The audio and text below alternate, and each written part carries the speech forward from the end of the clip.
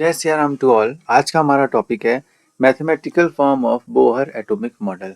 तो आपका इससे प्रीवियस वाले वीडियो में हमने डिस्कशन किया था कि बोहर ने अपने 3 पोस्टुलेट दिए और वो 3 पोस्टुलेट के माध्यम से उन्होंने जो आपका स्टेबिलिटी ऑफ एटम है उसको डिस्क्राइब करने में वो सफल रहे और थोड़ा उन्होंने हाइड्रोजन स्पेक्ट्रम के बारे में भी बताया। इसके इसके अपने जो 3 पोस्टुलेट हैं इनको बेस मान करके जो उन्होंने थ्योरी दी वहां से जो रिजल्ट निकले हैं आज हम उनके मैथमेटिकल फॉर्म के बारे में डिस्कशन करेंगे। तो फर्स्ट उन्होंने जो बताया था कि आपका वो जो फिक्स्ड स्टेबल ऑर्बिट थे वो स्टेबल ऑर्बिट की जो आपके एंगुलर मोमेंटम है वो आपका क्या था, क्वांटाइज था। और वो क्वांटाइज किस फॉर्म में था, h/2 का इंटीजर मल्टीपल। मतलब कि यहाँ पर जो मैंने n लिखा है इस n की वैल्यू क्या पॉसिबल है, केवल इंटीजर वैल्यू पॉसिबल है। ठीक है ना। तो ये है आपका फर्स्ट मैथमेटिकल फॉर्म। तो मैं इसको थोड़ा सा अब अच्छी तरीके से लिख देता हूँ।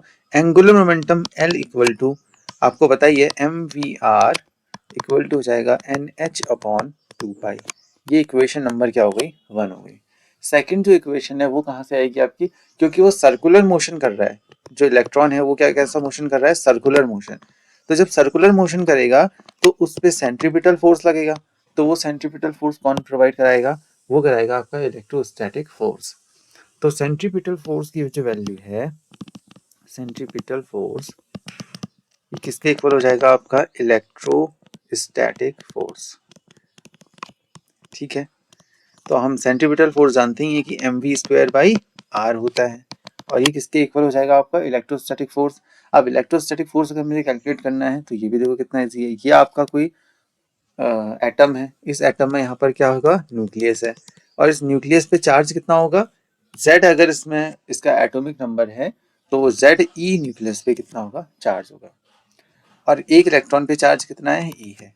तो इन दोनों के बीच में लगने वाला इलेक्ट्रोस्टैटिक फोर्स कितना हो जाएगा आपका, kZe²/r। जहां पर जो k है वो कितना है आपका 1/4πε0। ठीक है ना।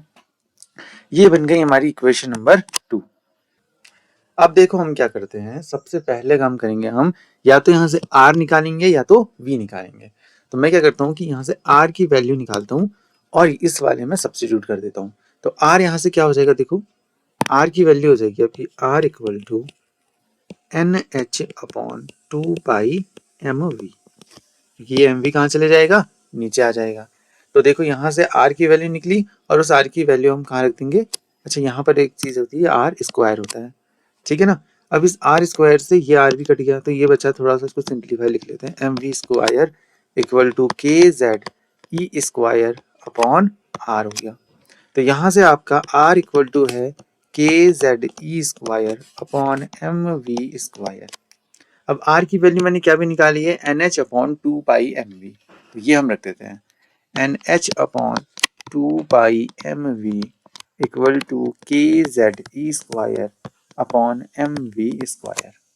अब यहाँ से m से m कैंसिल हो गया, एक v से एक v कैंसिल हो गया। तो यहाँ से v इक्वल टू कितना आ गया आपका kZe²/nh और यहाँ पर आपका कितना हो जाएगा, 2π हो जाएगा। अब हम क्या करते हैं, इस k की वैल्यू को भी खोल लेते हैं। तो k क्या हो जाएगा आपका, k इक्वल टू हो जाएगा 1/4πε0। तो देखो क्या बन जाएगा, v इक्वल टू हो जाएगा आपका ZE²/4πε0। अच्छा यहाँ पर 2π भी है और nh। देखो 4π से 2π गया तो कितना आया, 2 आया और बाकी का आपका आई थिंक सब कुछ ठीक है ना। अच्छा 2 यहाँ पर आएगा, सॉरी 2 आ जाएगा आपका यहाँ पर, बाकी सब कुछ ठीक है। तो v इक्वल टू हो जाएगा आपका ZE²/2ε0nh। तो यहाँ से जो वेलोसिटी की वैल्यू आई है आपकी वो इतनी आई है। अब यहाँ से वेलोसिटी में एक चीज देखने योग्य है कि यहाँ पर जो वेलोसिटी की वैल्यू है वो वैल्यू मास से इंडिपेंडेंट है। तो हम यहाँ से लिख सकते हैं velocity is independent of mass. जब हम आपके कॉम्पिटिटिव एग्जाम देते हैं तो वहां पर आपका इससे रिलेटेड बहुत क्वेश्चन आते हैं बोहर एटॉमिक मॉडल से। तो आपको देखना पड़ेगा कि जैसे एमसीक्यू में क्वेश्चन बन सकता है कि क्या वेलोसिटी आपकी मास पे डिपेंड करती है या नहीं करती है, इस टाइप के क्वेश्चन। अब देखो यहाँ पर z की वैल्यू, e की वैल्यू, 2ε0 इन सब की वैल्यू क्या होती है, फिक्स ही होती है। तो हाइड्रोजन के लिए z की वैल्यू 1 है, अदरवाइज तो आपकी z की वैल्यू वेरी हो सकती है। तो बाकी सभी वैल्यूज है, ई की वैल्यू, एप्सिलॉन नॉट की और 2 की वैल्यू अगर हम पुट करते हैं तो यहाँ पर आंसर कितना आ जाएगा 2.18 इंटू 10⁻6 मीटर पर second for the case of hydrogen. अगर हाइड्रोजन नहीं है तो यहाँ पर आप Z/N कर दीजिए, ये Z और ये N, क्योंकि Z और N दोनों की वैल्यू 1 होगी in the case of hydrogen. कि जब हम N की वैल्यू तो आपकी वेरी कर सकती है, कैसे वेरी कर सकती है, क्योंकि N क्या है, जो आपकी जो सेल है उसका नंबर है। जो पहली सेल है तो N की वैल्यू 1, दूसरी सेल में 2, फिर 3, इस टाइप की चलेगी। तो फर्स्ट सेल की अगर हम बात करेंगे तो कितनी आ जाएगी 2.1 इंटू 10⁻6 मीटर पर सेकेंड। अब हमने वेलोसिटी निकालनी है तो अब हमारे लिए बहुत ईजी है कि हमें क्या भी निकाल सकते हैं, हम रेडियस भी निकाल सकते हैं। तो वेलोसिटी की वैल्यू जो है v equal to ZE square 2ε0NH, इस वैल्यू को हम सब्स्टिट्यूट कर देंगे कहाँ पर, देखो हमने कहीं पर r की वैल्यू निकाली होगी, ये r इक्वल टू है NH अपॉन 2πmv, यहाँ पर रख देते हैं।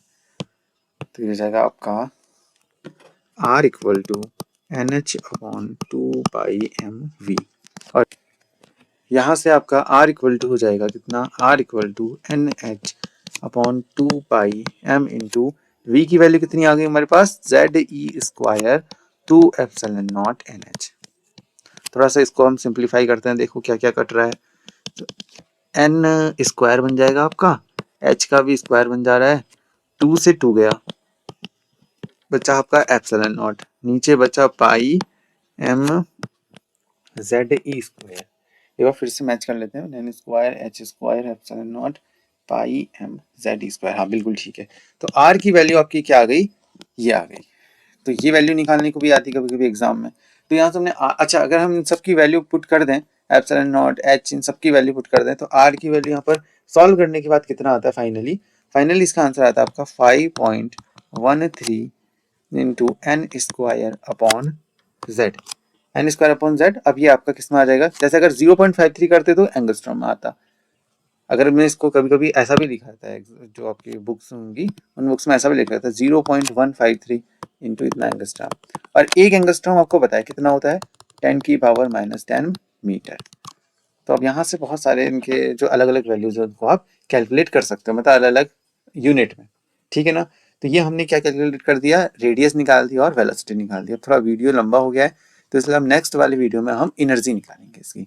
तब तक के लिए जय सिया राम टू ऑल।